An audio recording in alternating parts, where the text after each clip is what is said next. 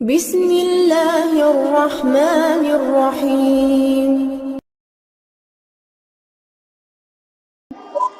اب میں فضیلۃ الشیخ قاری محمد طیب حفظہ اللہ سے اپیل کروں گا کہ شیخ محترم بھی، حالانکہ شیخ جو ہے ابھی سفر ہی سے آئے ہیں، متحمل نہیں ہے، لیکن بہرحال میری یہ خواہش ہے کہ شیخ چند ہی منٹ ہو، صحیح وقت کافی گزر چکا ہے، انعامات کی تقسیم کا بھی ہے، لہذا شیخ سے گزارش کروں گا کہ چند منٹ آپ بھی ان طلباء کو نصیحت فرمائیں۔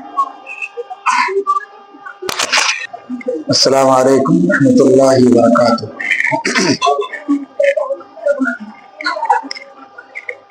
حامدا و مصلیا اما بعد، اعوذ باللہ من الشیطان الرجیم، بسم اللہ الرحمن الرحیم۔ اقرأ باسم ربک الذی خلق، خلق الانسان من علق، اقرأ وربک الاکرم الذی علم بالقلم، علم الانسان ما لم یعلم۔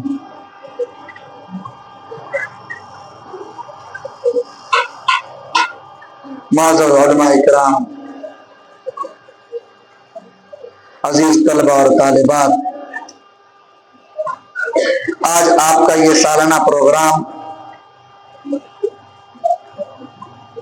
جو میں ابتدا سے انتہا تک الحمدللہ آپ کے پروگرام میں شریک رہا، اور آپ نے جتنی چیزیں پیش کیا ہے، قرات کی شکل میں، تقریر کی شکل میں، حدیث رسول کی شکل میں، جو بھی چیزیں الحمدللہ آپ کی تمام چیزیں سننے کا موقع ملا، یہ تمام چیزیں سن کر کے میں اس نتیجے پر پہنچا،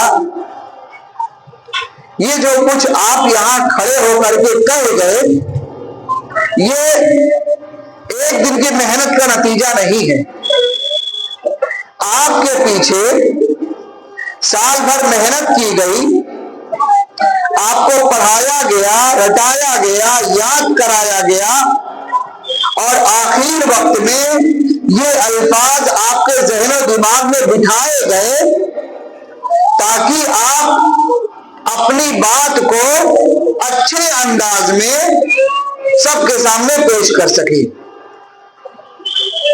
جانتے ہیں اس کے پیچھے کتنی محنت ہوتی ہے؟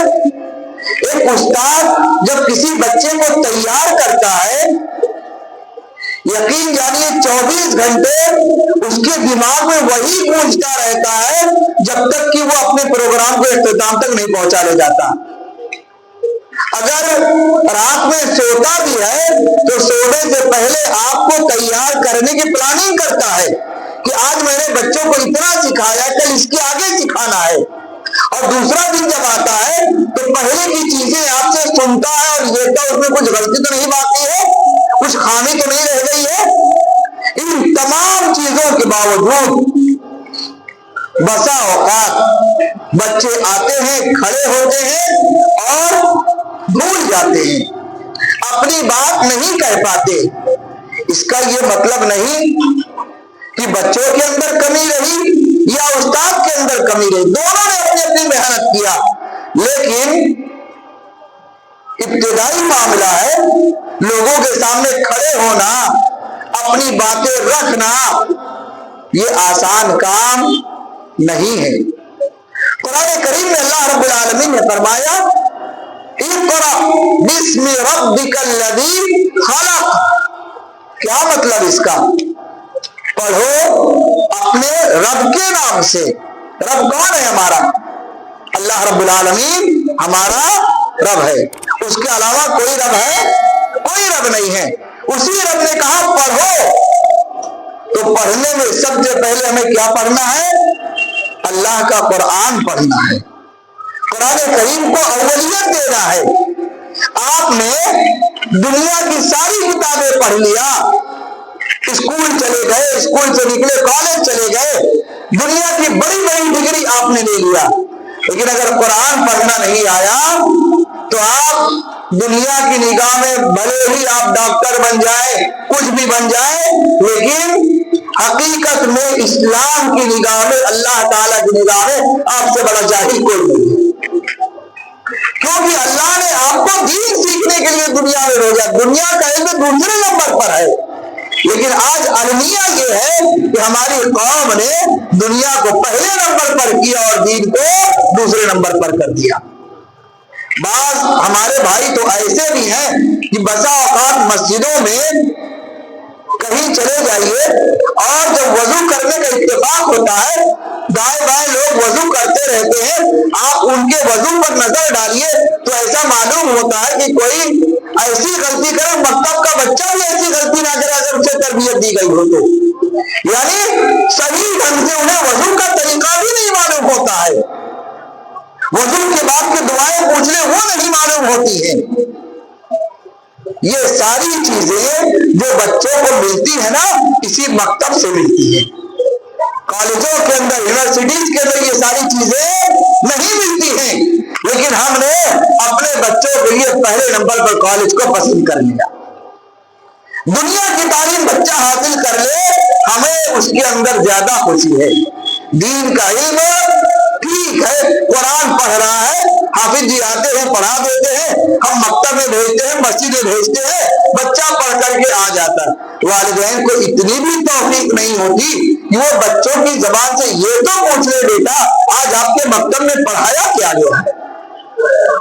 وہی بچہ اسکول سے آتا ہے تو باقاعدے ہم نے کچھ گھر کے لوگوں کو یہ دیکھا ہے، بڑی ذمہ داری کے ساتھ میں روزانہ بچوں کا ہوم ورک چیک کیا جاتا ہے، کاپی ایک کاپی نظر سے دیکھی جاتی ہے بچے نے آج اسکول میں ہوم ورک کیا نہیں کیا، کیا کام ملا کیا نہیں ملا۔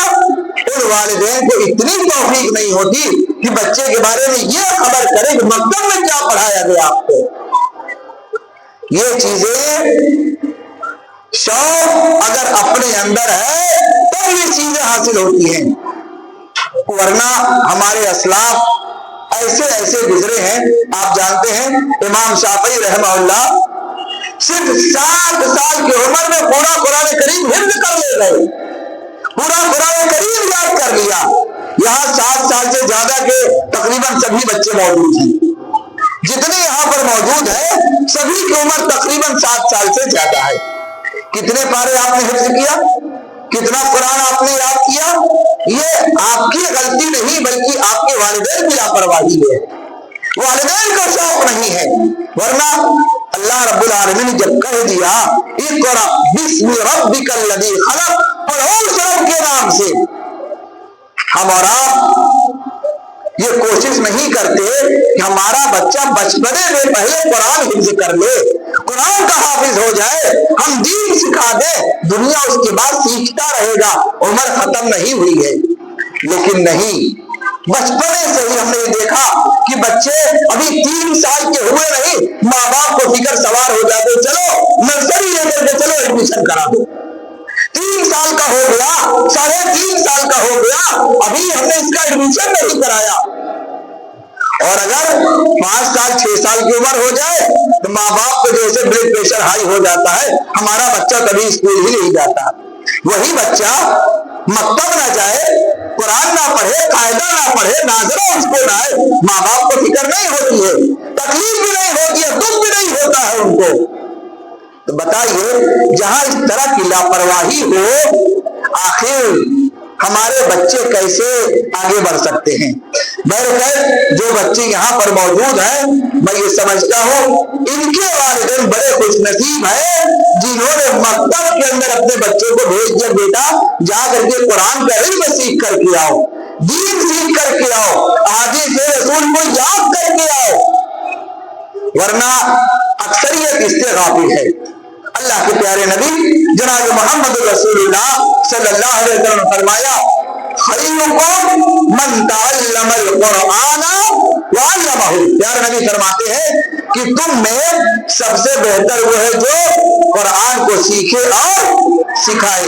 یہی نا اس حدیث کا مفہوم یہی ہے, جو قرآن کو سیکھی اور سکھائے وہ دنیا میں سب سے بہتر ہے. اور یہ مکتب اسی لیے قائم کیا گیا کہ یہاں بچے کو قرآن سکھایا جائے, قرآن پڑھایا جائے اور بہترین انداز میں قرآن پڑھایا جائے. لیکن بڑے محروم ہیں وہ والدین جو اپنے بچوں کو مکتب سے دور رکھتے ہیں, مساجد سے دور رکھتے ہیں اور اسکول کے لیے, ٹیوشن کے لیے بڑے فکر مند رہتے ہیں, لیکن دین کے لیے فکر مند نہیں رہتے. ایسے والدین کو اپنی آخرت کے بارے میں سوچنا چاہیے. بہرکیف آج کا آپ کا یہ پروگرام الحمدللہ بہت بہتر رہا, بہت اچھا رہا, بڑا کامیاب پروگرام رہا. الحمدللہ آپ کے پیچھے بڑی محنت کی گئی ہے. میں آپ کے اساتذہ کو دل سے دعائیں دیتا ہوں کہ اللہ رب العالمین ان کی کاوشوں کو قبول فرمائے, اللہ رب العالمین ان کی محنتوں کو قبول فرمائے اور آپ تمام کو, والدین کے لیے, اساتذہ کے لیے, اللہ آپ کو صدقہ جاریہ بنا دے. اللہ رب العالمین آپ کو بڑے ہو کر کے دین کا داعی بنائے, آپ کے اندر دین کا شوق پیدا کرے, آپ بڑے ہو کر کے قرآن کے حافظ بنے, احادیث کے حافظ بنے, آپ دین کی حفاظت کرنے والے بنے, دین کی نشر و اشاعت کرنے والے بنے. میری دعائیں آپ کے لیے ہیں. اللہ رب العالمین میری دعاؤں کو قبول فرمائے. اللہ تعالیٰ آپ تمام لوگوں کو جو بھی یہاں پر موجود ہیں, جو لوگ یہاں پر شریک ہیں, سبھی کو اللہ تعالیٰ اس کا بہترین بدلہ عطا فرمائے. آمین. تقبل یا رب العالمین.